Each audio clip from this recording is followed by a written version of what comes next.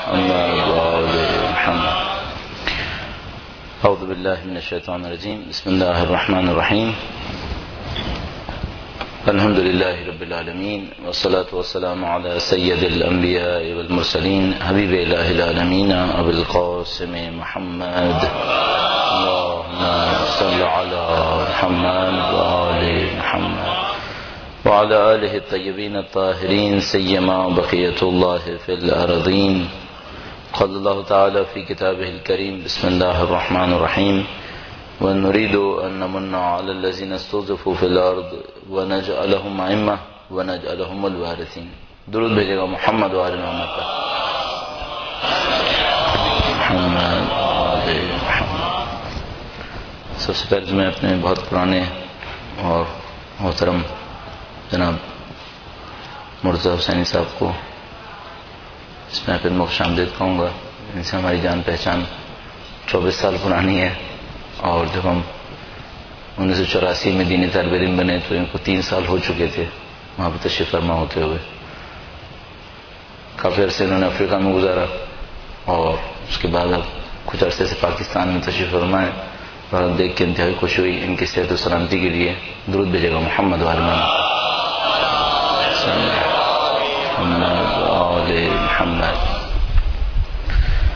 جو موضوع ہمارے پاس ہے وہ قرآن کریم کے حوالے سے ہے، اور کوشش ہماری یہ ہوگی کہ اس نشست کے اندر کچھ نہ کچھ قرآن کریم کی تعلیمات کے حوالے سے اور بالاخص قرآن کریم کے ذریعے سے جو قوانین اخذ کیے جا سکتے ہیں ان کے حوالے سے کوئی گفتگو آپ کے سامنے پیش کی جائے. ہرگز کوشش نہیں کہ اس کو کوئی بہت زیادہ اکیڈمک تفسیری انداز اختیار کرے یہ گفتگو. کوشش یہی کریں گے کہ سادہ سی رہے، اور اس سے شاید زیادہ ہمارے بس کی بات ہوگی بھی نہیں، اور اس میں اس طرح سے ہو جائے کہ ہم قرآن کریم سے قوانین حاصل کرنے کا کچھ انداز حاصل کر پائیں. یعنی آپ خود جب قرآن کریم کو ایک مطالعے کے طور پر پڑھیں، جب آپ اس کے اوپر غور و فکر کریں تو آپ اس سے کچھ نتائج حاصل کرنے کی کوشش کر پائیں. جو ظاہر ہے کہ آپ مزید تفاصیر میں دیکھیں گے تو اس سے آپ کو اور زیادہ سہولت ملے گی. نہ بھی ہو آپ صرف ترجمہ ہی پڑھیں تو کم سے کم اس سے بھی کچھ نہ کچھ ہم اور آپ کو حاصل ہونا چاہیے. ابتدائی طور پر یوں سوچ لیتے ہیں کہ قرآن کریم کو پڑھنے کا جو ہمارا انداز ہے وہ کیسا ہونا چاہیے. ظاہر ہے کہ اب 23ویں رمضان جو ہے وہ گزر چکی ہے، اور ماہ رمضان کے اب بہت کم ایام باقی ہیں. ہم لوگوں کے ایک سنت پہلے ہوا کرتی تھی کہ ہر قرآن پڑھنے والا ہر روز میں 1 سپارہ قرآن کریم کا ماہ رمضان میں پڑھ لیتا تھا. تو اگر اس طریقے پر عمل کیا تو اب تک 23 سپارے بعض لوگوں نے پڑھ لیے ہوں گے.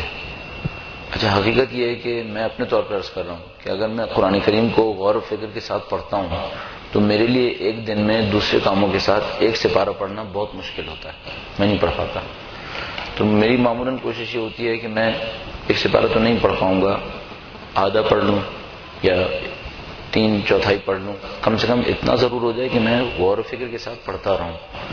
ہاں ٹھیک ہے، مثال کے طور پر روزانہ میں کم وقت دیتے تھے، ماہ رمضان کے اندر وہ وقت زیادہ کر دیتے ہیں.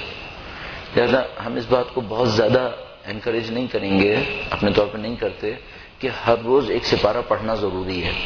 اچھا، اس میں پھر ایک انسان ایک غیر معقول طریقے سے قرآن کریم پڑھ رہا ہوتا ہے. مثلا قرآن کریم اس نے کھولا ہوا ہوتا ہے اور وہ دیکھ رہا ہوتا ہے کتنے صفحے باقی رہ گئے ہیں، اس کو جلدی جلدی پڑھ رہا ہوتا ہے. پھر دیکھتا ہے اچھا ابھی بھی 5 صفحے ابھی بھی باقی ہیں. پھر گھڑی دیکھ رہا ہوتا ہے اتنے میں چلے گا نہیں چلے گا. پھر کوشش کرتا ہے بھگا بھگا کہ کسی نہ کسی طریقے سے 5-6 صفحے ختم ہو ہی جائیں کسی طریقے.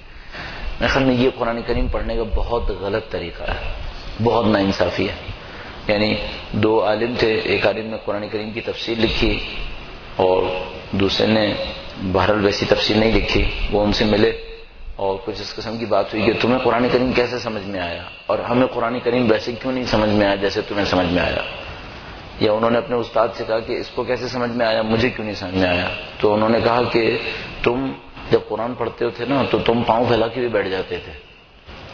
تم قرآن کریم کے احترام میں جس طرح سے بیٹھتے تھے اس کے بعد تمہیں قرآن ایسے ہی سمجھ میں آنا چاہیے تھا. اور یہ جب قرآن کریم پڑھتا ہے تو یہ صرف کھڑے ہو کر پڑھتا ہے، قبلہ رخ ہو کر ہاتھوں کو اللہ کے سامنے پھیلا کے پڑھتا ہے کہ خدا اس سے مجھے سمجھا دے کچھ.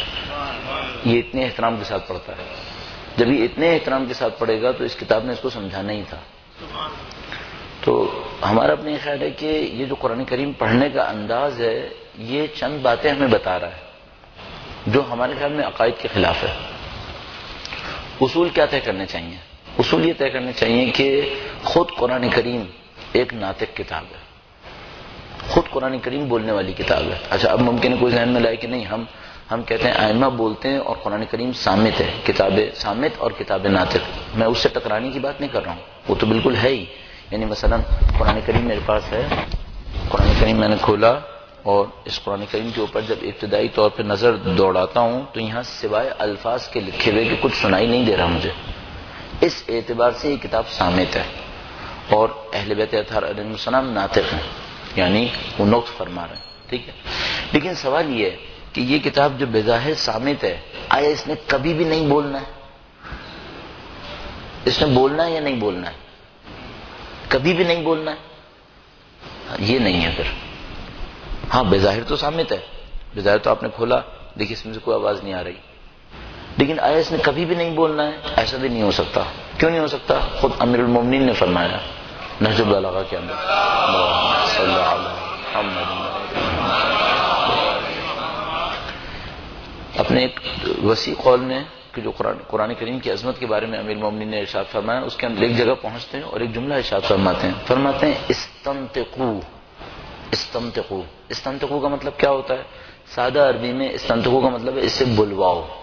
مثال کے طور پر کوئی آدمی یہ طے کیے بیٹھا ہے کہ میں نے خاموش رہنا ہے، آپ اسے کہتے ہیں نہیں بھائی تجھے بولنا پڑے گا، ٹھیک ہے، تو ہم کہتے ہیں اسے بلواؤ. پھر بلواؤ کیا مطلب؟ یعنی ایسے حالات بنا دو کہ کچھ بول اٹھے، ایسے حالات بناؤ کچھ نہ کچھ بولے. امیر المومنین فرما رہے ہیں بظاہر اس کتاب میں تم سے نہیں بولنا ہے، لیکن تمہاری مہارت یہ ہونا چاہیے کہ اس کو بولنے پہ مجبور کر دو. اچھا اس کا مطلب کیا ہے؟ اس کا مطلب ہے یہ بظاہر خاموش کتاب ہمیشہ خاموش کتاب نہیں ہے، یہ کبھی بولتی ہے لیکن خود سے نہیں بولے گی، آپ کو اس کو کہنا پڑے گا کہ یہ بولے. اچھا اب یہ تو بڑی شاعرانہ سی بات لگ رہی ہے کہ بھئی یہ کتاب نہیں بولے گی، آپ اس سے کہیں کہ بولے. پریکٹیکلی ہونا کیا ہے؟ پریکٹیکلی ہونا کیا ہے اس میں، اور ہم اس کو کیسے ڈیل کریں؟ تو ہم اس کے بارے میں چند روایات سے استفادہ کرتے ہیں. ہمارے پاس روایت موجود ہے قرآن کریم کے اندر، قرآن کریم کے بارے میں اور دوسری مخلوقات کے بارے میں، کہ جتنی بھی مخلوقات ہیں ان سب کو ایک تجسم ملے گا، تمام اعمال کو، تمام مخلوقات کو وجود ملے گا. وہ وجود نیت کے اعتبار سے ہوگا. مثال کے طور پر ہمارے پاس موجود ہے کہ قیامت کے دن ایک انسان کھڑا ہوگا، اس کے برابر میں کوئی خوبصورت وجیح بہت اٹریکٹیو شکل میں کوئی مخلوق اس کے برابر میں آ کے کھڑی ہو جائے گی اور اس کے ساتھ ہمدردی کرے گی، اظہار ہمدردی میدان حشر میں. تو بہت خوش ہوگا کہ چلو میدان حشر میں کوئی تو ہے جو ہمارا ساتھ دینے والا بھی ہے، ہمیں بتانے والا بھی ہے. تو اس سے پوچھے گا کہ تو کون ہے؟ تو وہ جواب میں کہے گا، وہ مخلوق یا کہے گی کہ میں تیری نماز ہوں، تو نے میرا خیال رکھا، خدا نے مجھے خوبصورت بنا کر تیرے ساتھ روانہ کر دیا. صحیح ہے. جب بعض اوقات جب ہم لوگ پڑھتے ہیں تو ہم لوگ کہتے ہیں بھائی یہ بھی کوئی تمثیلی بیان ہے، سمبولک ہے، سمجھانے کے لیے. بظاہر لگتا ہے معاملہ سمجھانے کا نہیں ہے، بظاہر لگ رہا ہے معاملہ حقیقی ہے. ایک اور مثال آپ کی خدمت میں عرض کروں گا. ایک عارف کا واقعہ ہے، وہ ایک قبرستان کے اندر تشریف فرما تھے، تو انہوں نے ایک عجیب منظر دیکھا کہ ایک، اچھا بظاہر مجھے یاد آتا ہے کہ اصفہان کے اندر ایک قبرستان ہے تخت فولاد نام کر کے، کہتے ہیں اس کے اندر بہت اولیاء اوصیاء دفن ہوئے ہیں. یہ اس کا واقعہ ہے یہ. تو وہ جناب علی بیان کرتے ہیں کہ تخت فولاد میں ایک عارف کھڑے تھے، انہوں نے قبر کی حالت میں دیکھا کہ اس قبر سے جس میں شاید کوئی مردہ نیا دفن ہوا تھا، بہرحال انہوں نے کچھ احساس کیا کہ اس کے اندر کچھ تبدیلی واقع ہو رہی ہے. تھوڑی دیر میں دیکھا کہ ایک بہت خوبصورت جوان ایک طرف سے آیا اور اس قبر کے اندر داخل ہو گیا. اس قبر کے اندر گیا، کہنے کے بہت خوبصورت تھا، اس کے جسم سے خوشبو بھی بہت اچھی تھی، یہ ساری باتیں تھیں، اور کہنے کے مجھے بھی بہت اچھا احساس ہوا اس کے جانے سے. تھوڑی دیر کے بعد دیکھا کہ ایک انتہائی مکروہ شکل کا کتا اسی علاقے سے گزرا، اسی جگہ سے گزرا، شکل بھی مکروہ اور بدبودار، وہیں سے گزرا، وہ بھی اسی قبر کے اندر گیا، وہ بھی اسی قبر کے اندر گیا. تھوڑی دیر تک نزاع ہوا، جھگڑا ہوا. آخر میں انہوں نے دیکھا کہ وہ جو جوان پہلے گیا تھا وہ انتہائی خستہ حالت میں زخموں سے چور چور، اور جناب ایک عجیب وضعیت اس کے اندر وہ واپس جا رہا ہے۔ تو یہ دیکھتا ہے کہ میں نے جب اتنا سارا واقعہ دیکھ ہی لیا تو اب سمجھنے کی کوشش بھی کروں، تو جاتے اس بندے خدا سے پوچھتا ہے کہ تو کون ہے، یہ ماجرا کیا ہے، یہاں پہ کیا ہو رہا ہے؟ کہنے لگا کہ یہ جو صاحب قبر ہے میں اس کے نیک اعمال ہوں، مجھے خدا متعال نے اس کی نصرت کے لیے بھیجا تھا کہ میں جاؤں اس کی قبر میں اس کے ساتھ رہوں، اس کی برزخ میں اس کے ساتھ رہوں، اس کو تسلی دوں، اس کو مختلف مراحل پہ رہنمائی کروں، اور یہ جو تم نے کری شکل کا کتا دیکھا یہ اس کے برے اعمال ہیں، اس نے بھی اس کے ساتھ رہنا ہے۔ اس کی وجہ یہ کہ برزخ کی زندگی اعمال کی زندگی ہے، برزخ میں ظاہر قبر کے اندر تو اور کچھ نہیں ہے۔ یہ بھی عرض کرتا چلوں، قبر وہ ٹکڑا نہیں ہے جو زمین کے اندر ہوتا ہے جس کے اندر ہم مردے کو دفنا رہے ہوتے ہیں، یہ قبر صرف ایک نشانی ہے۔ قبر اصل میں ایک پوری دنیا ہے، پورا ایک عالم ہے، ایک نئی کائنات ہے، اس کے اندر یہ سارے اعمال ہمیں اور آپ کو مل رہے ہوتے ہیں، اچھے اعمال بھی برے اعمال بھی۔ تو وہ کہتا ہے کہ وہ برے اعمال جب داخل ہوئے تو اس برے طریقے سے داخل ہوئے کہ اس نے میرے لیے کوئی جگہ نہیں چھوڑی، مجھے زخمی کر دیا، میں نے اس کا جہاں تک مقابلہ کیا سکتا تھا مقابلہ کیا، لیکن اب یہ انسان ہوگا اور اس کے برے اعمال ہوں گے۔ یہ بھی ایک تمثیلی بیان ہے، یہ بھی ایک تمثیلی بیان ہے۔ اس کی وجہ یہ ہے کہ اچھے اعمال ایک آدمی نہیں بنے گا، برے اعمال بھی ایک آدمی نہیں بنے گا۔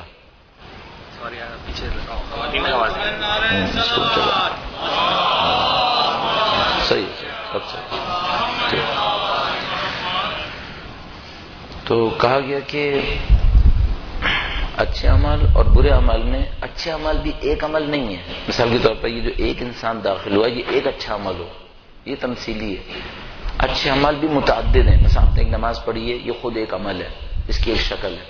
آپ نے ایک روزہ رکھا ہے یہ ایک عمل ہے، اس کی ایک علیحدہ شکل ہے۔ اسی طریقے سے مثلا فرض فرمائیں آج میں نے کسی کے اوپر کوئی طنز کیا ہے، اس کی بھی ایک شکل ہے، وہ مجھے ملے گی۔ وہ یہ تمام چیزیں برزخ کے اندر جمع ہوتی رہیں گی۔ اس کو ہم لوگ کہتے ہیں تجسم اعمال، اعمال کا مجسم ہونا۔ جب اعمال مجسم ہیں، کیا قرآن کی بھی کوئی مجسم شکل ہے یا قرآن کی کوئی مجسم شکل نہیں ہے؟ تو بیان یہ کرتے ہیں کہ نہیں، قرآن کی بھی ایک مجسم شکل ہے۔ قیامت کے دن جو شکلیں ظاہر ہوں گی اس میں خود قرآن کریم بھی ایک شکل کی صورت میں ظاہر ہوگا، خود قرآن کریم بھی شکل کی صورت میں ظاہر ہوگا۔ وہ شکل ابھی بھی ہے یا بعد میں خلق ہوگی؟ یعنی یہ جو قرآن کریم کا وجود ہے یہ ابھی ہے یا بعد میں خلق ہوگا؟ تو کہتے ہیں نہیں وہ ابھی بھی ہے، ابھی بھی ہے۔ اس کا مطلب ہے بولنا کس نے ہے؟ اس وجود نے بولنا ہے۔ اس کتاب نے جو پرنٹڈ بک ہے جو ممکن ہے اٹلی میں چھپی ہو، جرمنی میں چھپی ہو یا سعودیہ میں چھپی ہو، پاکستان میں، اس نے نہیں بولنا ہے، اس حقیقت قرآنی نے بولنا ہے ایکچولی، جو ہمیں نظر بھی نہیں آ رہی ہے۔ لیکن اگر ہم اس کتاب کے الفاظ کے ذریعے سے رابطہ قائم کرنا چاہیں تو اس حقیقت قرآنیہ سے رابطہ بنا سکتے ہیں۔ پھر سمجھانا اس حقیقت قرآنیہ نے ہے، پھر اس قرآنی حقیقت نے ہمیں سمجھانا ہے، اور یہ احترام بے احترامی یہ سب کے سب اس حقیقت قرآنیہ نے پھر سزا بھی دینی ہے۔ تو بات میں سمجھ میں آتی ہے کہ ہمارے پاس یہ جو کتاب خاموش کتاب ہے یہ در حقیقت خاموش پس پشت خاموش نہیں ہے، اس کا وجود ہے، باضابطہ وجود ہے۔ وہ باضابطہ وجود اپنے پڑھنے والوں کو علم دے رہا ہوتا ہے، وہ باضابطہ وجود۔ اب دیکھیے ہمارے پاس مسلم ایک اور روایت آپ کی خدمت میں عرض کروں گا، درود بھیجے گا محمد و آل محمد۔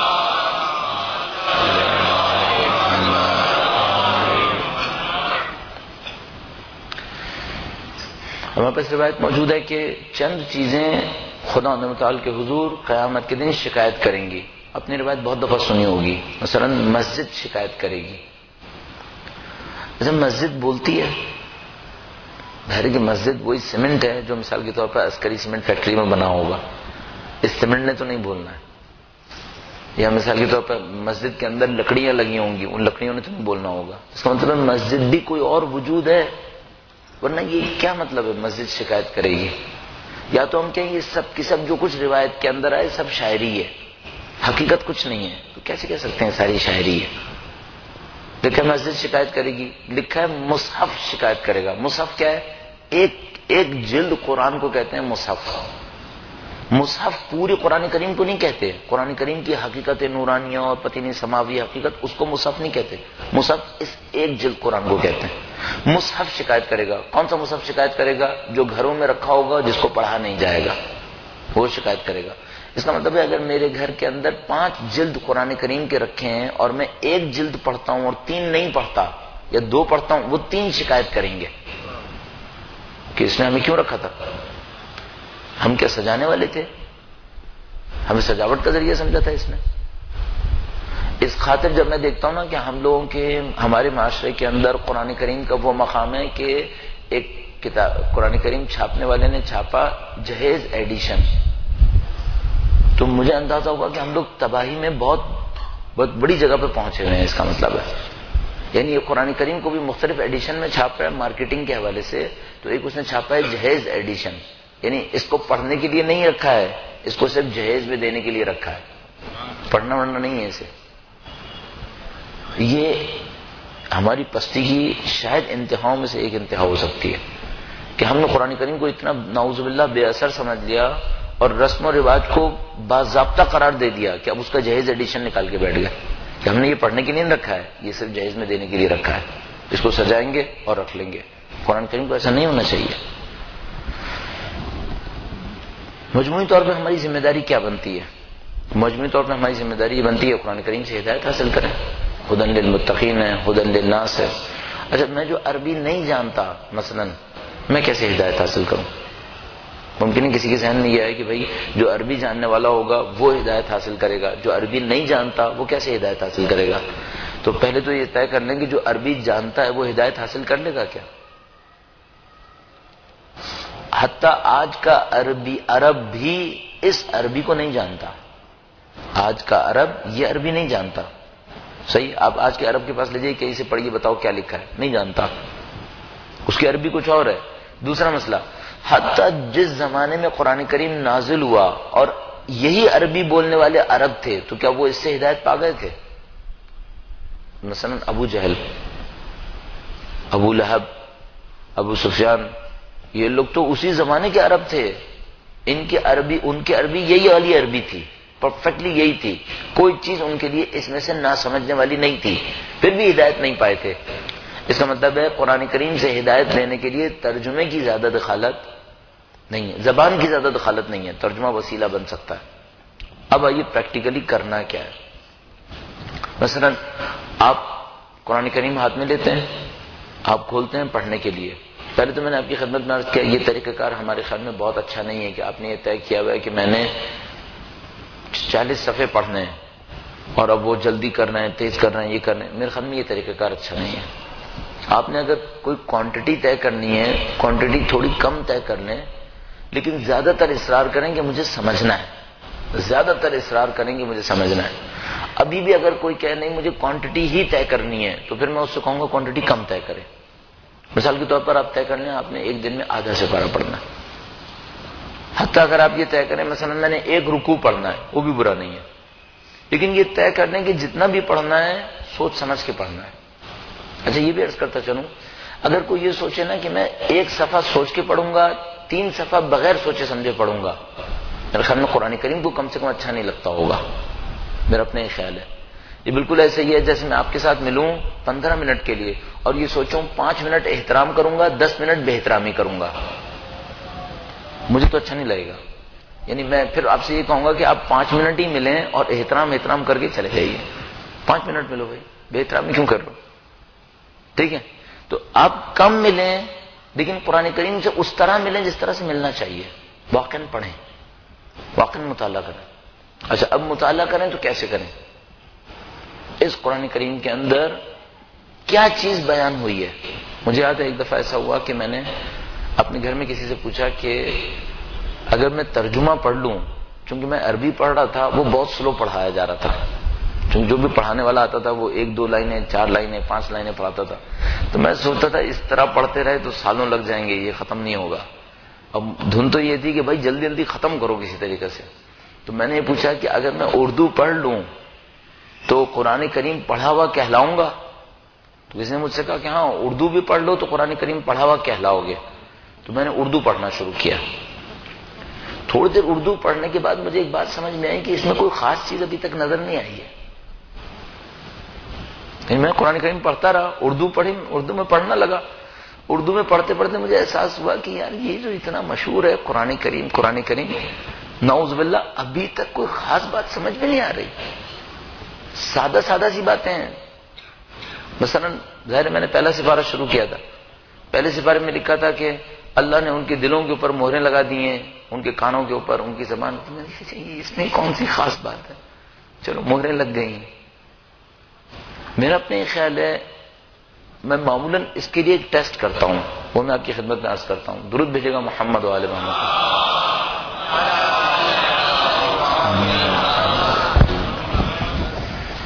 کبھی اسکول میں پڑھاتے پڑھاتے بچوں سے کہتا تھا چونٹی، ہاتھی، شہد کی مکھی، مکڑی، کیا لگ رہا ہے تمہیں؟ کہتے تھے پتہ نہیں جانوروں کے نام ہے. میں ان سے کہتا تھا یہ قرآن ہے. ان کا دل نہیں مانتا تھا. کہتے تھے یہ قرآن ہے، گائے، چونٹی، مکڑی، ہاتھی، یہ قرآن ہے. کیسا قرآن ہے؟ دستخوان، سورج، چاند، شہر، یہ قرآن ہے. کہتے تھے کیا ہو رہا بھائی، الٹے سیدھے الفاظ بول رہے ہیں، کہہ رہے ہیں یہ قرآن ہے. یہ قرآن ہے، یہ سارے سوروں کے نام ہیں، ان میں سے کوئی بھی سوروں کے ناموں سے ہٹ کر نہیں ہے. ہم لوگوں کے ساتھ ایک مشکل یہ ہے، ہم نے قرآن کریم کو سیکھنے کے لیے نہیں پڑھا ہے، برکت اور ثواب کے لیے پڑھا ہے، سیکھنے کے لیے نہیں دیکھا. سیکھنے کے لیے دیکھیں گے حقائق سمجھ میں آئیں گے. پھر اگلا سوال اور آگے بڑھتے ہیں. سب سے پہلے تو ہماری اورینٹیشن چینج ہونی چاہیے. قرآن کریم کو صرف ثواب کی خاطر نہ پڑھا جائے، قرآن کریم کو باقاعدہ سیکھنے کی خاطر پڑھا جائے. دوسرا سوال یہ آئے گا، اب ممکن کسی کے ذہن میں آئے کہ یار یہ بات صحیح نہیں ہے، لکھا ہے تلاوت قرآن کا ثواب ہوتا ہے. اب انہی روایتوں میں پوچھیں تلاوت قرآن بے فکر یا با فکر، بے سوچے سمجھے، بغیر سوچے سمجھے، یا سوچ سمجھ کے. یا مثال کے طور پر آپ ابھی 30 ماہ رمضان تک پہنچیں گے، ماہ رمضان کے آخری شب میں ختم قرآن کے لیے ایک دعا لکھی ہوئی ہے، اس کو دیکھ لیجئے. مثلا اس میں لکھا ہے خداوند متعال میرے قرآن پڑھنے کو بغیر عبرت کے قرار نہ دے، میں اس سے عبرت حاصل کروں. قرآن کریم پڑھوں، عبرت حاصل کروں، ایسا قرآن نہ پڑھوں جس میں کوئی عبرت نہیں ہے. آپ خود دیکھ سکتے ہیں، آدھے گھنٹے قرآن پڑھیں، عبرت نہ ملے، درس نہ ملے، اس کا مطلب ہے یہ وہ نہیں ہے جو اہل بیت نے چاہا تھا. بس اہل بیت نے کیا چاہا تھا ہم ایسے ہی دیکھتے ہیں. میں کبھی کبھی کوشش کر رہا ہوتا ہوں کہ اس بات پر کنونس کرنے کے لیے لوگوں کو کہ قرآن کریم سے ہر جگہ سے فائدہ اٹھایا جا سکتا ہے. ایسے ہی کوئی صفحہ کھول کر ایک آیہ کریمہ پڑھ کر یہ سوچتا ہوں اس سے کیا مطلب نکالا جا سکتا ہے. ٹھیک ہے، تو آپ کے سامنے بھی یہی کرتا ہوں. بسم اللہ الرحمن الرحیم، اعوذ باللہ من الشیطان الرجیم. یہ آیہ کریمہ ہے، انما النسیء زیادۃ فی الکفر یضل بہ الذین کفروا یحلونہ عاما ویحرمونہ عاما لیواطئوا عدۃ ما حرم اللہ فیحلوا ما حرم اللہ زین لهم سوء اعمالهم واللہ لا یہدی القوم الکافرین.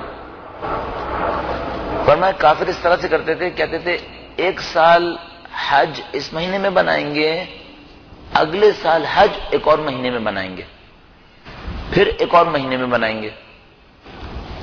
کافروں نے یہ طریقہ کار شروع کیا تھا. خدا نے متعال نے کہا صحیح نہیں ہے، جس سال ہم نے حج کہا اس دن بھی بنائیں گے. اچھا کافر یہ کیوں کر رہے ہیں؟ اب خدا نے متعال نے اس کی مصلحت بیان فرمائی ہے. فرمایا یہ جو حرکت کر رہے ہیں اس کے ذریعے سے جنہوں نے کفر اختیار کیا ہے وہ چاہتے ہیں کہ ایک سال اس کو حلال کریں، ایک سال اس کو حرام کریں. نتیجہ کیا نکالنا چاہ رہے ہیں؟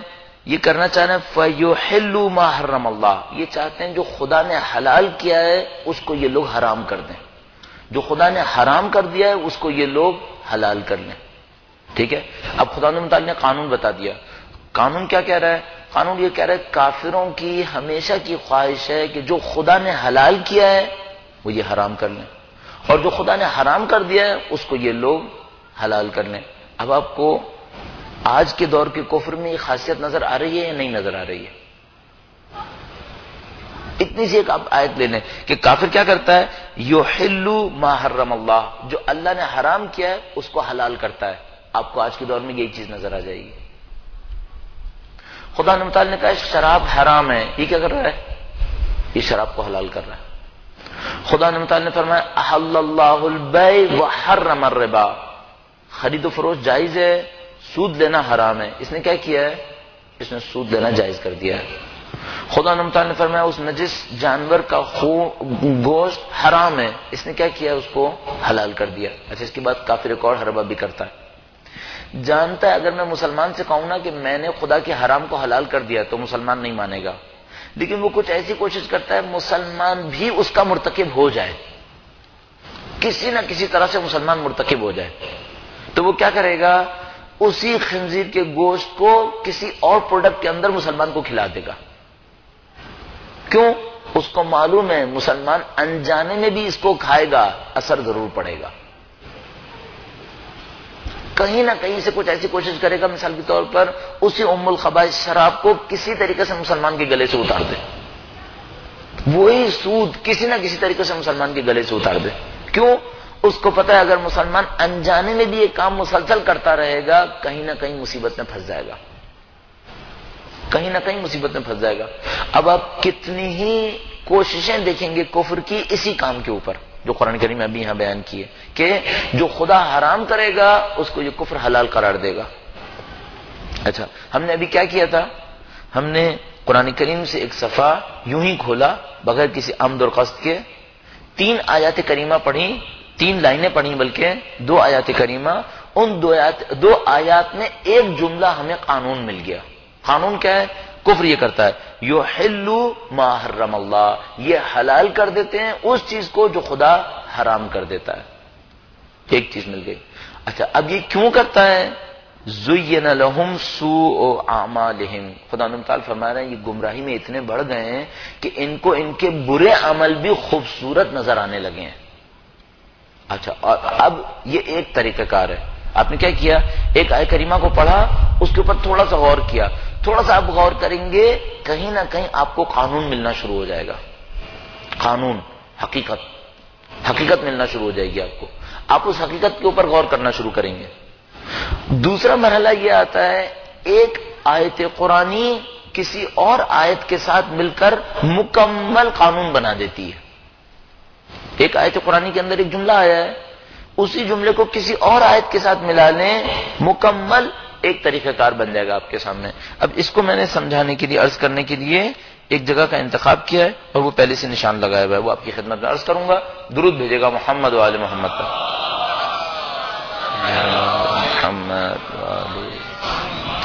اچھا، اب بہت ساری جگہوں پر میں اعتراف کرنے میں دیر نہیں لگاتا، ٹھیک ہے، اپنی غلطی کسی کا اعتراف کرنے میں، لیکن بہت معذرت کے ساتھ عرض کروں گا، ہم لوگوں کی یہ جو اس طرف کی آبادی ہیں، مثلا انچولی ہے، رضویہ ہے، جعفر طیار ہے، یہاں پر کچھ بولنے سے پہلے انسان کو 25,000 دفعہ پہلے سوچنا پڑتا ہے۔ کیوں؟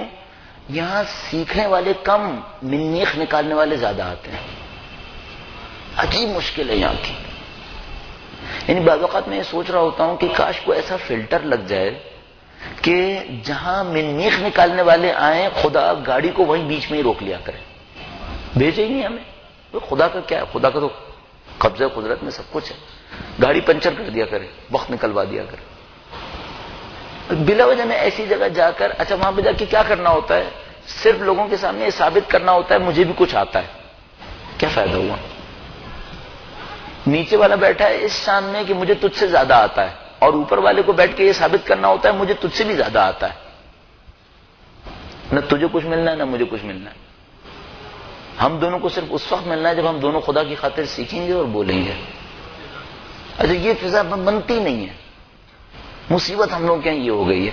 یہ جو آپ دیکھ رہے ہیں علمی تحریک نہیں چل رہی ہمارے معاشرے کے اندر، ایک وجہ یہی ہے، علم مقابلے کا ذریعہ بنا ہوا ہے۔ خدا نے علم مقابلے کے لیے خلق نہیں کیا ہے۔ روایت موجود ہے جو علم حاصل کرے گا لوگوں کے اوپر مقابلہ کرنے کے لیے اس کو علم کے ساتھ جہنم میں ڈال دیا جائے گا، اس کو اس کا علم بھی کوئی فائدہ نہیں دے گا، کوئی فائدہ نہیں ہے۔ لہذا ان باتوں سے جان چھڑانا بھی مشکل بنتی ہے۔ اچھا، اس کا ایک آسان طریقہ کار یہ ہوتا ہے کہ آدمی جہاں کہیں یہ دیکھتا ہے نا کہ یہاں مقابلے بازی چل رہی ہے وہاں جائے ہی نہیں، آسان کام۔ میں نے ایک بات دیکھی ہے اپنی، جو تھوڑی بہت میری پریکٹیکل لائف رہی ہے، جب تک انسان مدرسے میں ہوتا ہے پریکٹیکل لائف نہیں ہوتی۔ پریکٹیکل لائف اس وقت ہوتی ہے جب واپس اپنے ملک آتا ہے، تب پریکٹیکل لائف ہوتی ہے۔ جو 10-11 سال 12 سال میں نے یہاں پہ زندگی گزاری ہے، اس میں ایک بات سیکھی ہے، جیسے ہی آپ سے کوئی انسان کسی چیز پر مقابلہ کرے آپ اس کے حوالے کر کے چھوڑ دیں، فوراً اس کے حوالے کریں، چھوڑ دیں. جتنی جگہ پر خدا کی خاطر چیز کو چھوڑیں گے خدا اس سے زیادہ آپ کو کہیں اور سے لا کے دے دے گا. تو مشکل ہی نہیں ہے. تو اس خاطر بہت دفعہ ایسا ہو رہا ہے کہ ہم لوگوں کے ہاں کام چلتا ہی نہیں ہے، شروع ہوتے ہی بند ہو جاتا ہے. کیونکہ عقل مند آدمی کو چاہیے جیسے ہی دیکھے مقابلہ شروع ہو رہا ہے اس کو سرنڈر کرے، کہیں اور جائے، اس مقابلے کو مقابلہ کرنے کی جگہ پہ چھوڑ دے. تو اب اگر کسی کے ذہن میں کہیں گمان بھی ہے کہ یہاں پر ہم مقابلہ کرنے آئے ہیں تو مطمئن رہیے کہ ہمارا نہ مقابلہ کرنے کا ارادہ ہے نہ مقابلہ کرنے آئے. جو سمجھ میں آیا ہے وہ بیان کرنے آئے. اور اگر یہ احساس کریں گے کہ یہاں مقابلہ کرنا ہے ہمیں تو بخدا پاؤں بھی نہیں رکھیں گے. ٹھیک ہے، پہلے سے طے کر لیتے. درود بھیجے گا محمد وآل محمد محمد وآل محمد. صاحب یہ سورہ طٰہٰ کی 81 نمبر آیت ہے. اچھا، میں آپ کی خدمت میں عرض کر رہا تھا کہ کچھ چیزیں اعتراف کرنی پڑتی ہیں. اعتراف مجھے یہ کرنا پڑتا ہے کہ یہ جو قرآن کریم میرے ہاتھ میں ہے یہ کئی سال سے میرے ہاتھ میں ہے، اور میں معمولاً یہ کوشش کر رہا ہوتا ہوں کہ اسے پڑھتے وقت ایک پینسل اسی کے اندر رکھ لیتا ہوں. یعنی معمولاً پینسل کو آدھا میں کاٹ لیتا ہوں، یا بچوں کی جو دیکھتا ہوں پینسل چھوٹی پڑ رہی ہے وہ لے لیتا ہوں. ٹھیک ہے، آدھی کاٹ کے اسے چھیل کر اسی قرآن کے اندر رکھتا ہوں میں. ٹھیک ہے، اور جہاں کہیں کوئی ایسی آیت لگتی ہے مجھے کہ اس سے میں نے کچھ ایکسٹریکٹ کرنا ہے اسے میں انڈر لائن کر لیتا ہوں. ٹھیک ہے، کبھی کبھی ایسا ہوتا ہے کہ اس کے سائڈ میں جس کو ہم حاشیہ کہتے ہیں، حاشیے میں کچھ لکھ دیتا ہوں. ٹھیک ہے، کہ مجھے اس آیت سے کیا سمجھ میں آیا تھا. ابھی ایک عجیب بات میں احساس کرتا ہوں کہ ایک دفعہ پڑھتے وقت ایک آیت سے ایک چیز سمجھ میں آتی ہے، دوسری دفعہ اسی آیت کو پڑھتا ہوں وہ چیز سمجھ میں نہیں آتی. لیکن جب بارڈر میں دیکھتا ہوں پرانا لکھا ہوا تو یاد آتا ہے ہاں پچھلی دفعہ اس سے سمجھ میں آیا تھا. تعجب اس بات پہ ہوتا ہے کہ پچھلی دفعہ کو اور اس دفعہ کو پڑھے ہوئے 2-3 مہینے سے زیادہ نہیں ہوتا ہے. پچھلی دفعہ کیوں سمجھ میں آیا تھا اور اس دفعہ کیوں سمجھ میں نہیں آیا، جبکہ میں وہی انسان ہوں اور 3 ماہ میں میری میموری میں کوئی بہت بڑی کمی نہیں ہونی چاہیے تھی. اس سے مجھے یہ سمجھ میں آتا ہے بعض اوقات ہم لوگ کچھ غلط طریقے سے پڑھ رہے ہوتے ہیں تو کوئی چیز سمجھ میں نہیں آتی، اور اگر ہوشیاری سے پڑھیں تو سمجھ میں آ جانی چاہیے.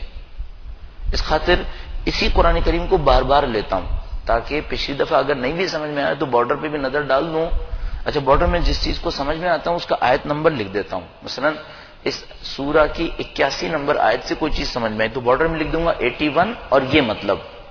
ٹھیک ہے، تاکہ اگلی دفعہ جب پڑھ رہا ہوں تو خدا نہ کرے اگر توفیق نہیں بھی ہو تو کم سے کم بارڈر دیکھ کر کچھ یاد آ جائے کہ اس سے پچھلی دفعہ کچھ سمجھ میں آیا تھا. ٹھیک ہے، ابھی پڑھتے پڑھتے پچھلی دفعہ یہ چیز سمجھ میں آئی تھی.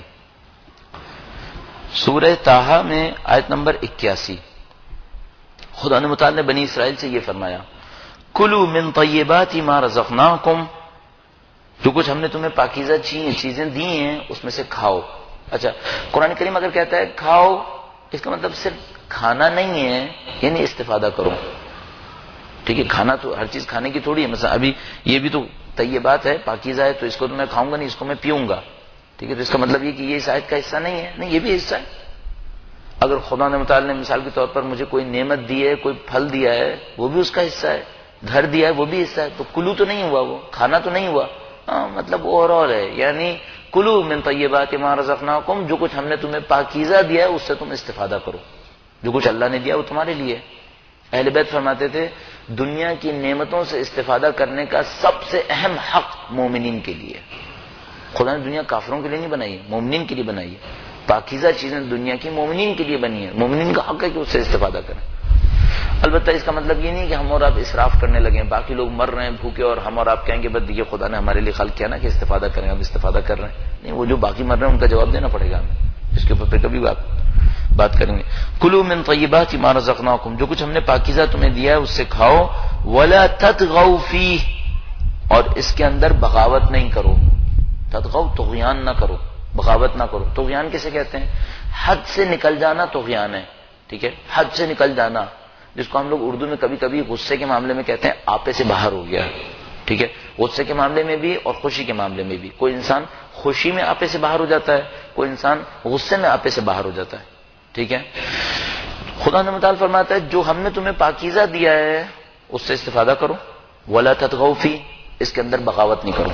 اس کے اندر طغیان مت کرو. اچھا اگر طغیان کیا تو کیا ہوگا؟ اچھا اب دیکھیے یہ قرآن کریم کی ایک آیت ہے، 10 الفاظ ہیں اور پوری قانون کی ایک چین بنی ہوئی ہے. غور فرمائیے گا. کلوا من طیبات ما رزقناکم، جو کچھ ہم نے تمہیں پاکیزہ دیا اس سے استفادہ کرو. ولا تطغوا فیہ، اس کے اندر طغیان نہ کرو. فیحل علیکم غضبی، اگر طغیان کیا تو ہمارا غیظ و غضب تمہارے اوپر جاری ہو جائے گا. یہ حلہ کا مطلب ہے حلال ہو جائے گا، یعنی کیا مطلب؟ یعنی جاری ہو جائے گا. بس ایک قانون سمجھ میں آیا. اگر کوئی طغیان کرے گا، جو خدا نے پاکیزہ دیا ہے اس میں طغیان کرے گا تو کیا ہوگا؟ خدا کا غضب اس کے اوپر جاری ہو جائے گا. ٹھیک ہے. اچھا اب پاکیزہ میں طغیان کیسے ہے؟ مثلا خدا نے پاکیزہ دیا ہے کہ فرماتا ہے فی اموالہم حق معلوم للسائل والمحروم، ان کے مال میں ایک معین حق ہوتا ہے سائل اور محروم کے لیے. اگر کوئی سائل اور محروم کا حق نہ دے، یہ طغیان ہے. طغیان کیا تو کیا ہوگا؟ اللہ کا غضب جاری ہو جائے گا. اچھا کیا معاملہ یہاں پہ ختم ہو گیا؟ قرآن کریم نے آگے بھی بیان فرمایا، جو ہم نے پاکیزہ دیا ہے اس میں سے استفادہ کرو، طغیان نہ کرو. اگر طغیان کرے گا تو ہمارا غضب اس پہ جاری ہوگا. وَمَن يَحْلِلْ عَلَيْهِ غَضَبِي فَقَدْ هَوَىٰ، اور جس پر ہمارا غضب جاری ہو جائے فقد ہوا، تو وہ گمراہ ہو جاتا ہے. ہوا ہو جاتا ہے. ہوا کا مطلب یہاں پر ہے گمراہ ہو جانا. بس کیا طے ہوا؟ قانون یہاں سے شروع ہو رہا ہے. خدا متعال کچھ لوگوں کو اپنی پاکیزہ نعمتیں دے گا. دو قسم کے لوگ ہوں گے، یا پاکیزہ نعمت لے کر صحیح استفادہ کریں گے، ان کے لیے خدا بعد میں بتائے گا. جو پاکیزہ نعمتیں لیں گے غلط استفادہ کریں گے، ان کے اوپر کیا ہوگا؟ ان پر خدا کا غضب جاری ہو جائے گا. جن کے اوپر خدا کا غضب جاری ہو جائے گا وہ گمراہ ہو جائیں گے. اس آیہ کریمہ نے آگے نہیں بتایا کہ اگر گمراہ ہو جاتے ہیں تو کیا ہوتا ہے. آیہ کریمہ نے یہاں تک رکھا ہے، بس گمراہ ہو جائیں گے، بس ہوا. اب ہمیں کرنا کیا ہوتا ہے؟ ہم جا کے دیکھتے ہیں قرآن کریم میں کہیں ہوا کے بعد کا حصہ لکھا ہے کیا، کہ جب کوئی گمراہ ہوتا ہے تو کیا ہوتا ہے. ہم اس چین کو وہاں سے نکالیں گے. پھر اب کیا کریں گے؟ ایک اور آیت کریمہ کو اس سے ملائیں گے جس کے اندر یہ لکھا ہوتا ہے کہ جب کوئی قوم گمراہ ہوتی ہے تو کیا ہوتا ہے. تو ہمیں 4 اسٹیپ مل جائیں گے. پہلا اسٹیپ پاکیزہ چیزیں ملتی ہیں، دوسرا اسٹیپ طغیان کرتا ہے، تیسرا اسٹیپ خدا کا غضب آتا ہے، چوتھا اسٹیپ غضب کے بعد گمراہ ہوتا ہے، 5ویں اسٹیپ میں دیکھنا ہے گمراہ ہونے کے بعد کیا ہوتا ہے. پھر اس پوری سیکوینس کو لا کر اپنی سوسائٹی پہ امپلیمنٹ کریں گے. ہماری سوسائٹی وہ تو نہیں ہے کہیں ہماری سوسائٹی کی کچھ کلاسز تو وہ نہیں ہے. ہمیں پوری چین نظر آنا شروع ہو جائے گی. ہاں یہ سب ہو گیا. اچھا اب کبھی کبھی بیچ میں سے بھی کچھ چیزیں ملتی ہیں. آپ نے سورہ حمد کے اندر دیکھا، لکھا ہے غیر المغضوب علیہم، خدایا ان میں سے قرار نہ دے جن پر تیرا غضب آیا ہے. غضب کس پہ آتا ہے؟ جو اللہ کی پاکیزہ چیزوں میں طغیان کرتے ہیں. دیکھا بیچ میں سے بھی کلک کرتا ہے بعض اوقات. کبھی ہوا سے لے کر آپ آگے بڑھ سکتے ہیں، کبھی غضب سے لے کے آپ آگے بڑھ سکتے ہیں. ایک ایک ورڈ سے نکال کر آپ نتائج دے سکتے ہیں. ٹھیک ہے. اگلی آیہ کریمہ نے لکھا ہے کہ اس کے مقابلے میں کیا ہوتا ہے. بس میں نے اس صفحے کے ٹاپ پر یہ لکھا ہے طغیان، غضب، ہوا. ٹھیک ہے. میں نے اس کو کوٹ کر لیا کہ خدا متعال جب کسی کو نعمت دیتا ہے تو 3 غلطیاں کر سکتا ہے انسان. ایک طغیان کرے گا، طغیان کرے گا تو غضب آئے گا، غضب آئے گا تو ہوا و ہوس، گمراہی. اس کے بعد اگلی آیت نے یہ لکھا وَإِنِّي لَغَفَّارٌ لِمَن تَابَ وَآمَنَ وَعَمِلَ صَالِحًا ثُمَّ اهْتَدَىٰ. 6 جملوں میں پوری چین بتا دی. فرمایا اچھا اب وہ جو ہوا ہوگا اس کا کیا ہوگا، اس کا خدا نے بتایا. اب یہاں نہیں فرمایا، آگے کہیں اور بتایا ہے کہ جو ہوا و حوث سے 2-4 ہوتا ہے پھر اس کے ساتھ کیا ہوتا ہے. مثال کے طور پر خدا نے ایک جگہ پہ فرمایا کہ نسوا اللہ فانساہم انفسہم، انہوں نے خدا کو بھلایا، خدا نے ان کو ان کا نفس بھلوا دیا. انسان ہیں لیکن انسانیت بھلا بیٹھے ہیں. یہ گمراہی کا ایک نتیجہ ہے جو بعد میں آتا ہے. جب انسان گمراہ ہوتا ہے تو بھلا دیتا ہے، جب بھلا دیتا ہے تو اپنی انسانیت کے خلاف اعمال کرنا شروع کر دیتا ہے. اب آپ کو سمجھ میں آیا ویسٹ کے اندر ہومو سیکسولیٹی کیوں ایکسپٹ کر لی گئی ہے؟ یہ انسانیت کے خلاف کر رہے ہیں، لیکن فخر سے کر رہے ہیں۔ کیوں کر رہے ہیں؟ بھلا چکے ہیں۔ بلایا کیوں ہے؟ ہوا و ہوس سے دو چار ہیں۔ ہوا و ہوس کیوں آئی ہے؟ چونکہ غضب الہی ہے۔ اور غضب الہی کیوں ہے؟ طیبات میں طغیان کرنے کی وجہ سے۔ اب ہم اس چین کے اوپر تو نہیں چل رہی ہماری قوم، جس پر چل کر وہ گڈھے میں گر چکے ہیں، اب ہم اس پہ چلنے کے لیے آگے بڑھ رہے ہیں اور ان کو گڈھے میں گرتا دیکھ رہے ہیں اور پھر بھی نہیں سنبھل رہے۔ اچھا اگلی آیت کریمہ نے کیا فرمایا؟ فرمایا انی لغفارن، اور میں خدا بخشنے والا ہوں، لمن تاب۔ اب دیکھیے چین کے چار ٹکڑے آپ کو یہاں پہ ملیں گے۔ میں بخشنے والا ہوں کس کے لیے؟ لمن تاب، جو توبہ کرے، وہ آمنا، اور ایمان لائے، وہ عمل صالحا، اور عمل صالح انجام دے، ثم اہتدی، پھر ہدایت پا جائے۔ چار ٹکڑے، ایک توبہ کرے، دو ایمان لائے، تین عمل صالح کرے، چوتھے مرحلے میں ہدایت ملے گی۔ اس ہدایت کے بعد کیا ہوگا؟ اس ہدایت کے بعد ایک اور آیہ کریمہ نے لکھا ہے جب ہم کسی کو ہدایت دیتے ہیں تو کیا کرتے ہیں، وہ ایک اور آیہ کریمہ نے لکھا ہے۔ اگر میں اس آیہ کریمہ کو اس وقت ڈھونڈ پاؤں تو میں بھی آپ کی خدمت میں عرض کرنے کی کوشش کروں گا۔ درود بھیجے گا محمد و آل محمد۔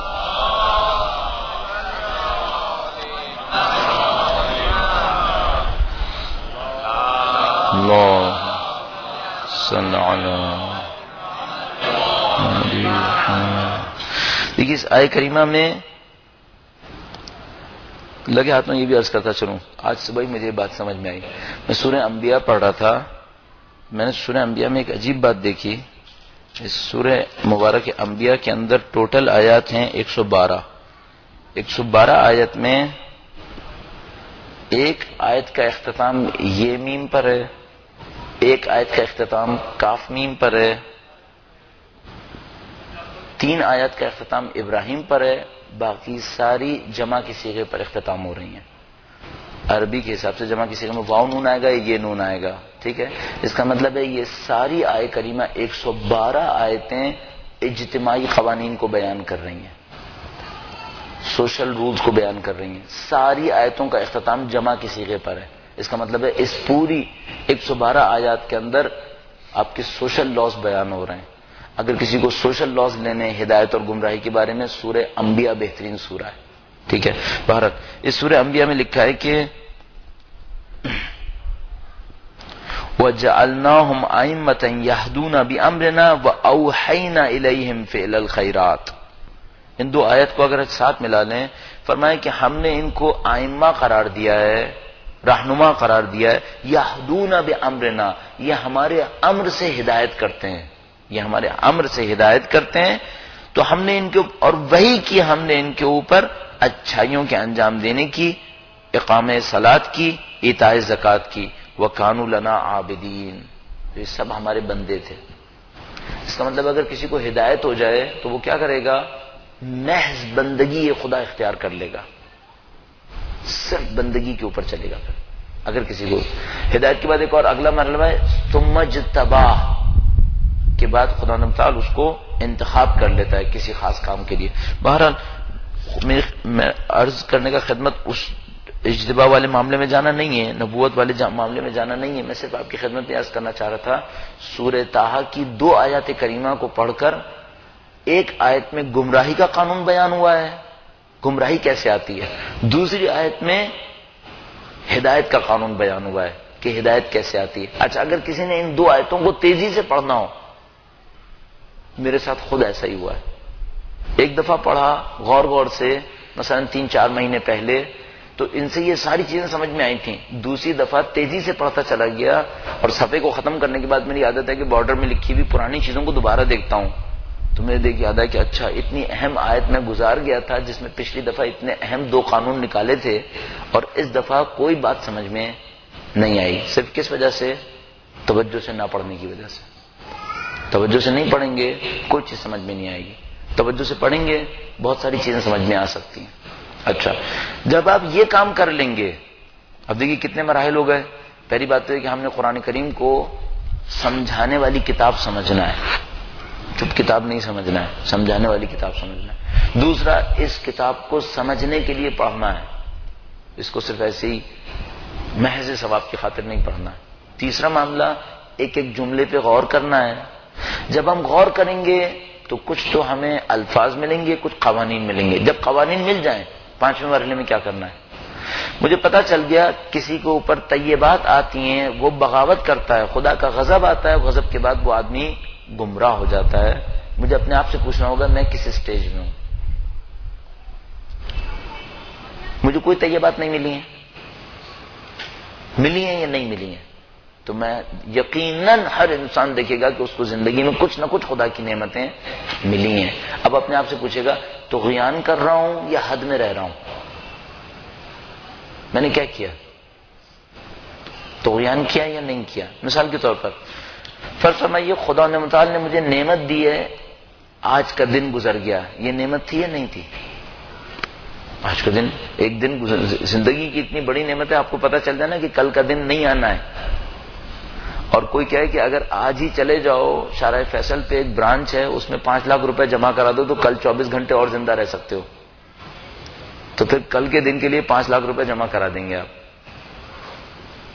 ایک دن اتنا قیمتی ہوتا ہے کہ اگر کسی مرتبے کو یہ پتا چل جائے کہ بھائی آدھی زندگی دے دو تو ایک دن اور رہ سکتے ہو، تو آدھی دولت دے دے گا ایک دن اور رہنے کے لیے۔ اتنا قیمتی ہوتا ہے ایک دن۔ ابھی گزر گیا نا، چلیے گزر گیا۔ یہ تو طیبات ایک دن کی گزری 24 گھنٹے کی، میں نے اس میں کیا کیا؟ ادھر گزارا ہے جہاں پر خدا نے چاہا تھا۔ میں ایک خطرناک بات کہنا چاہتا ہوں، میں اس لیے عرض کر دیتا ہوں، جہاں جاتا ہوں یہ سوچ کے جاتا ہوں۔ دبئی میں ہم گئے، چل میں ایسے ہی مذاق، آخری چند منٹس میں ایک مذاق کر لوں۔ دبئی میں ہم گئے ایک جگہ پر، وہ دبئی کے مالدار ترین اردو اسپیکنگ لوگوں کی جگہ سمجھی جاتی ہے۔ تو ہم وہاں پر گئے، اتفاقاً ان کی بدقسمتی سے بی بی کی شہادت کی تاریخ تھی، بی بی خدیجہ سلام اللہ علیہا کی۔ اللہم صلی علی محمد وعلی محمد۔ اب ایک مناسبت بن گئی، وہ جو جگہ ہے وہ انتہائی دولت مندوں کی جگہ ہے، اور شخصیت بی بی کی شخصیت ہے جو انتہائی دولت مند تھی، ٹھیک ہے۔ اب ہم نے ان کے سامنے یہ کہا کہ یہ بتاؤ کہ جب بی بی کا انتقال ہوا تو ارث میں سے کیا چھوڑا تھا؟ کچھ بھی نہیں، صحیح، کچھ بھی نہیں۔ پھر میں نے ان سے کہا تم میں سے کون بی بی کی سیرت پہ چلے گا؟ حالت خراب ہو گئی ان کی۔ جب ہم باہر نکلے تو کچھ لوگوں نے تعریف بھی کی، باہر ایک آدمی نے آ کے بتایا مجھے، کہنے لگا باہر 3-4 آدمی کھڑے تھے، وہ کہہ رہے تھے 21 مولوی کو لے آئے، 3-4 سال میں سب کو کنگلا کر دے گا، یہ 3-4 سال میں سب کو کنگلا کر کے بھیج دے گا، اس کو کہیں بھیج دو، چونکہ یہ تو دوسری نسل تک پیسہ نہیں پہنچنے دے گا، یہ تو ایک ہی نسل میں پیسہ ختم کروا دے گا سب کا۔ بیوی خدیجہ نے تو ایک ہی نسل میں ختم کر دیا تھا نا۔ اچھا، امیر المومنین نے بھی یہی کیا تھا، امیر المومنین نے بے تحاشا پیسہ کمایا ہے۔ کوئی یہ نہ سمجھے امیر المومنین کے پاس پیسہ نہیں تھا، بہت پیسہ کمایا، بہت پیسہ تھا امیر المومنین کے پاس۔ میں املاک کی فہرست دیکھیں، نہج البلاغہ میں مفتی جعفر حسین صاحب نے امیر المومنین کی املاک کی فہرست بنائی ہے، بہت بڑی فہرست ہے، لیکن اپنی اولاد کو بس اتنا دیا جتنا ان کو ضرورت تھی، اس سے زیادہ کچھ نہیں دیا۔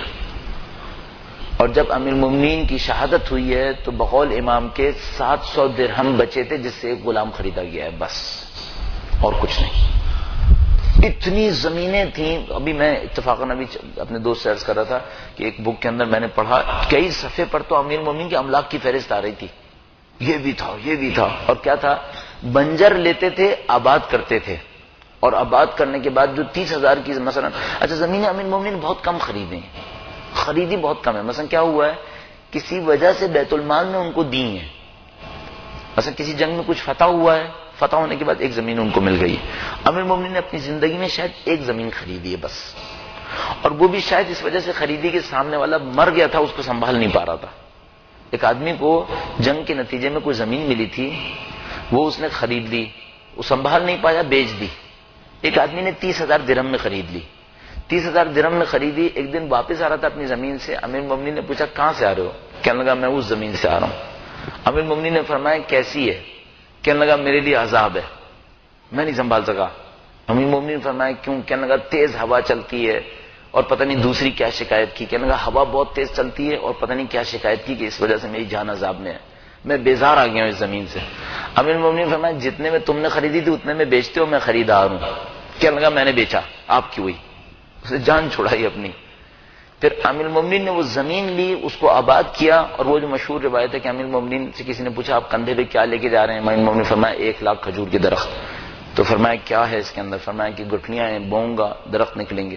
امیر المومنین کی املاک بہت تھی, لیکن سب کا سب اپنے بچوں کو صرف حسب ضرورت اور باقی سب مسلمانوں پہ وقف کر دیا تھا. اب معذرت کے ساتھ یہ جملہ کہیں گے کوئی مائی کا لال ہے جو امیر المومنین کی سنت پہ عمل کرے گا؟ اپنی زندگی میں بے تحاشا کمائے, خالی ہاتھ نہ بیٹھے. کبھی کوئی یہ سمجھے, مثلا پہلے ہم کہتے تھے نا کہ مثلا امیر مومنین کی سیرت پہ چلو تو لوگ سمجھتے تھے اس کا مطلب ہے کماؤ نہیں. امیر مومنین نے بہت کمایا ہے, لیکن سب کمانے کے بعد اپنی زندگی لوئسٹ اسٹینڈرڈ پہ رکھ کر اپنے بچوں کو حسب ضرورت دیا, باقی سب اللہ کی راہ میں دے دیا. کوئی یہ کرے گا؟ تین ایلیمنٹس ہیں امیر مومنین کی اس معاملے میں سیرت میں. ایک, بہت کماؤ. نمبر 2, اپنی زندگی کو لوئسٹ پہ رکھو. نمبر 3, اپنی اولاد کو حسب ضرورت دے کر باقی سب اللہ کی راہ میں وقف کر دو. نسلوں بعد نسل منتقل کرنے کی امیر المومنین میں رواج نہیں ہے. ہم کریں گے؟ یہ ہماری مشکل ہے. اب ہم لوگ کیا سمجھ رہے ہوتے ہیں؟ ہم کہہ رہے ہوتے ہیں وہ راکی فیلر کو دیکھا ہے جس کی 5ویں نسل ہے اس وقت. جے پی مورگن کا جو بینک کا مالک ہے مورگن فیملی, اس کی 5ویں نسل ہے. ہم بھی 5ویں نسل بنائیں گے. تم بھی یہودی بن جاؤ گے. پھر وہ یہودی ہیں, دولت پرست ہیں, وہ زر پرست ہیں. ہم بھی وہی بن جائیں گے. اور ایک اور بھوت جو ہم لوگ یہاں چڑھا ہوا, ہم کہتے ہیں یہودیوں نے یہ کیا, ہم بھی کریں گے.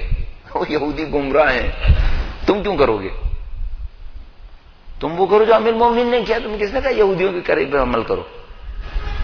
تو خلاصہ کلام یہ, قرآن کریم کو پڑھیے, قانون نکالیے, سمجھنے کی کوشش کیجیے, اپنے اوپر امپلیمنٹ کریں.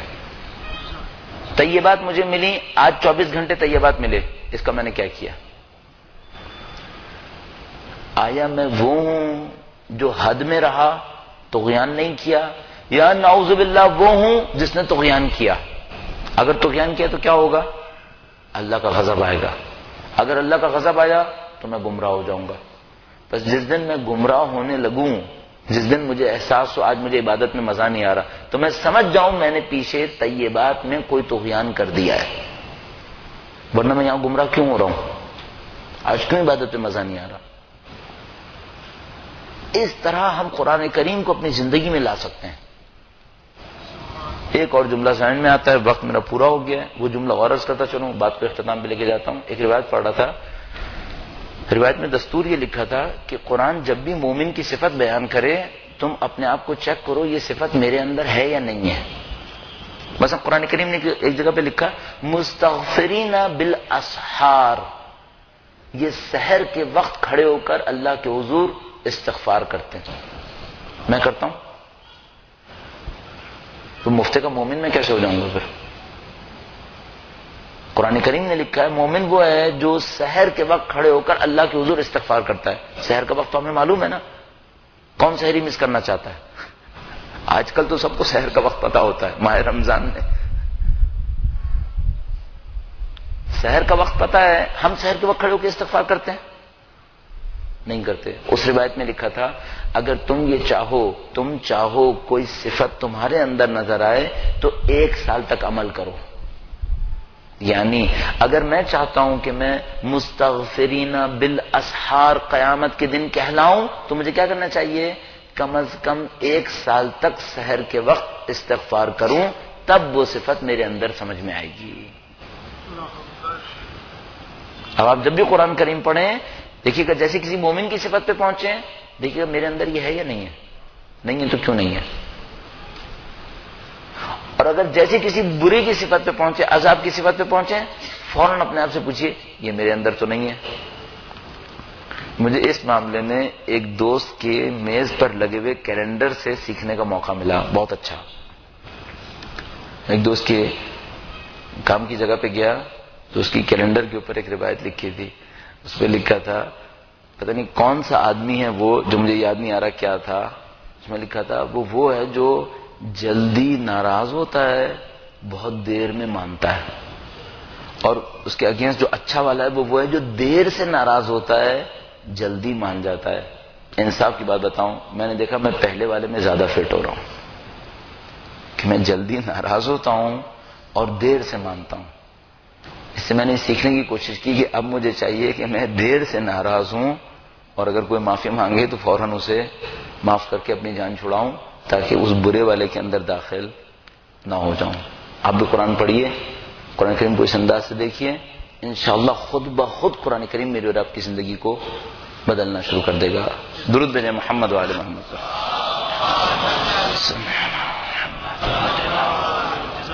پروردگار عالم سے دعا کرتے ہیں، پاک پروردگار تجھے واسطہ محمد و آل محمد کا اس قلیل کو ہم سے قبول فرما۔ اے پاک پروردگار قرآن کریم کو سمجھنے کی طاقت ہمیں نصیب فرما۔ اے پاک پروردگار فہم قرآن کے ذریعے سے ہماری زندگیوں کو منور فرما۔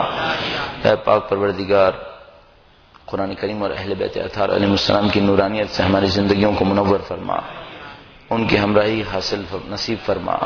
اے پاک پروردگار اس دنیا میں اور معاد کے تمام مراحل کے اندر، موت، برزخ، محشر، پل صراط، جنت، ان تمام مراحل میں اہل بیت اطہار علیہ السلام کی ہمراہی نصیب فرما۔ اے پاک پروردگار سید و سردار مولا اور آقا امام آخر الزماں کے ظہور میں تعجیل فرما، ان کے قلب مقدس کو ہم سے راضی و خوشنود فرما، نسلاً بعد نسل ہمیں اور ہماری نسلوں کو ان کے بہترین اوان و انصاب میں قرار فرما۔ ربنا تقبل منا انك انت السميع العليم برحمتك يا ارحم الراحمين۔